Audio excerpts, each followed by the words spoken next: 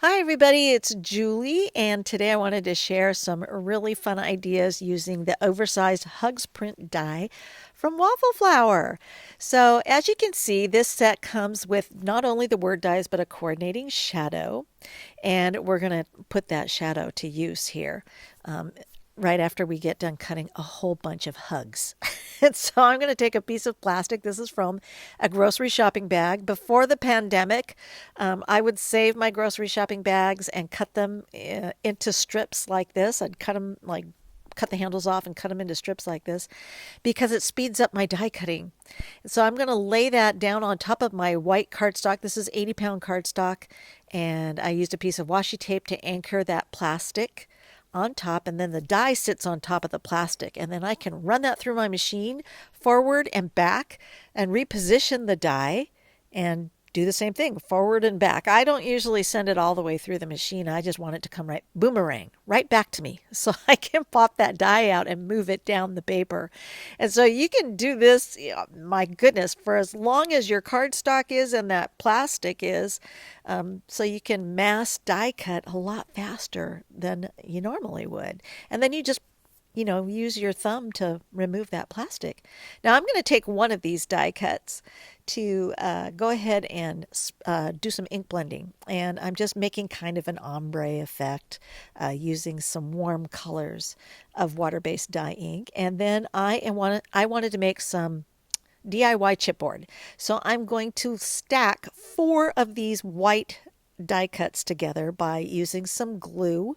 And once I have all of those stacked up, exactly on top of each other, I'm going to take the layer that I did the ink blending on, and it's going to be my top layer. So this is about 5 layers thick of 80-pound cardstock. And then I'm going to burnish it a little bit with my bone folder to make sure it's all stuck down and set that aside while I grab the shadow that goes with this.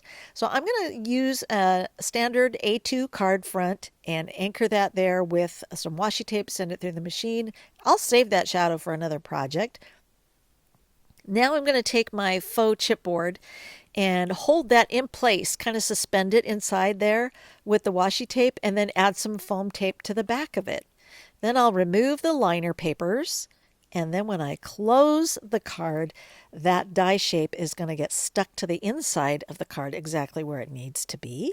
And then when you open and close the card, that chipboard is going to pop out at you. Now I'm going to take one of those sentiment strips and go ahead and just glue that on. And then I added some sequins and a little bit of that Nouveau drops in the black for the centers of my flowers. And I think that's such a fun, sweet card, very quick and easy. And I think it's fun to see the dimension that occurs when you open the card and it's still there on the inside. Now, the next one I wanted to show you involves 2 different things. I'm going to be doing some faux embossing folder effects. So I would use that same method I just showed you to die cut a whole bunch of these hugs. And I'm going to use some washi tape to keep my card shut because it'll keep popping up on me. And then I am going to just use that ruler to kind of eyeball how I want to mount all these die cut shapes to my card front on the diagonal, just a slight diagonal. I think it's a very effective way. You don't always have to do everything straight. But I kind of planned it out around the first die cut I put in the upper third of that A2 card front. So everything else is going to get glued down in relationship to that first one that I put down. So then you can kind of bring them in as tight as possible. And they would be normally some overlapping because of the ascenders on the H and the descenders on the G, but that won't be a problem because you're going to be whacking stuff off on the outer edges. So once I've got that first hugs glued into place, and I used magnets to hold this all together. If you have removable tape runner or something like that, you can use that instead.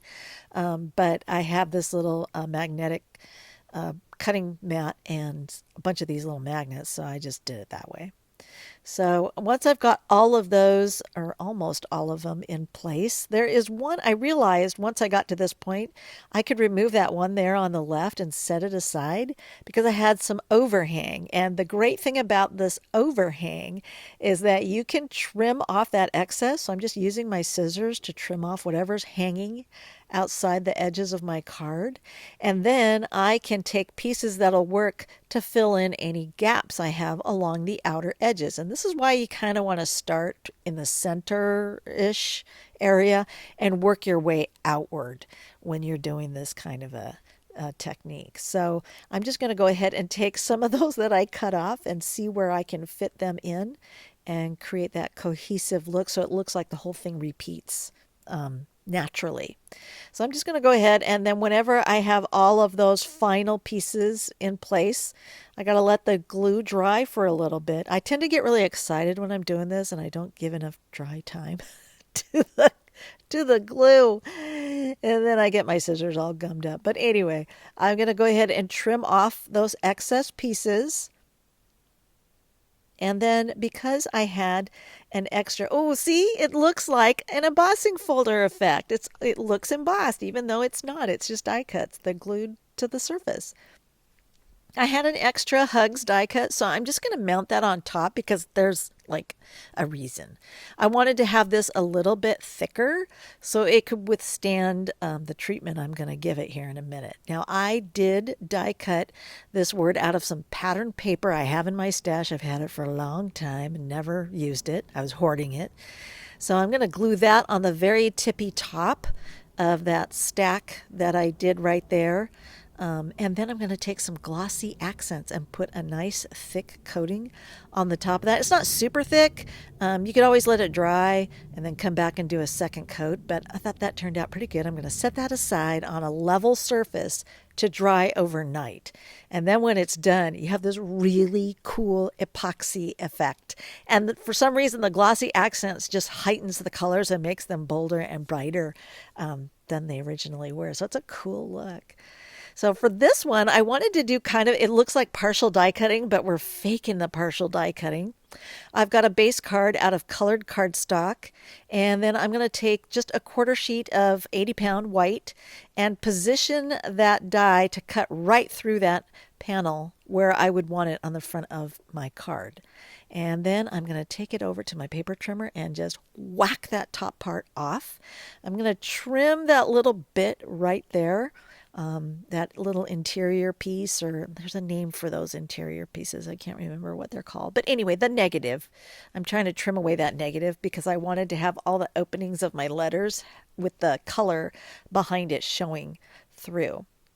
So it looks like a partial die cut, like I said, but we faked it. So I'm going to glue that front panel to my base card.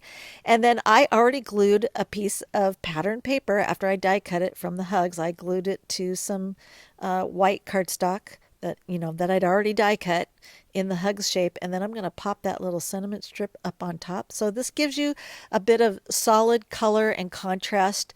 And the pattern paper doesn't overwhelm, but it does give a bit of interest to that die cut shape. So you could use stamps to add that kind of texture, but I had this pattern paper and I was like, oh, this is perfect. I'm just going to use it because it's easy. And I think it's cool because I put foam dots behind there when I mounted the die cut word because it looks like it's floating there in that space.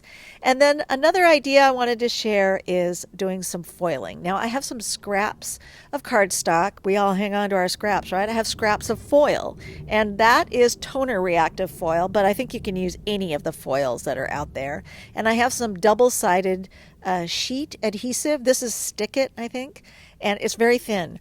And I cut it into strips, and then I'm going to peel apart the liner and then go ahead and add it to the edge of each of these scraps of cardstock that I have. I have my scraps all stored by color in drawers in one of those iris carts. And it's like, oh, this is a perfect way to use up those scraps and use up the scraps of foil that I always seem to have and collect in an envelope. So I'm going to apply this double-sided adhesive tape, and I'm just removing the backing on the one side. And I'm going to do this to all of those, well, there's only three. So I'm going to do this to all 3 pieces of scrap cardstock and just trying to line it up so I have enough there to add the foil to it. So once I have all those prepped and ready to go, I can go ahead and peel away the liner paper from the adhesive. And then I'm going to take those scraps of foil that I have and just press the ugly side down against the adhesive and burnish with the pads of my fingers. And then when I peel away the carrier sheet, I've got this foil on here. Now mine had some scratches in it. It's okay. It looks cool when you apply it that way. So, if you want it perfect, then you're going to have to search for some perfect scraps. But I went ahead and lined up my die where I wanted to get kind of that partially foiled effect along the bottom edge of the words. And it turned out so cool. And I was afraid I was going to be, bummed by this, but no, it turned out great.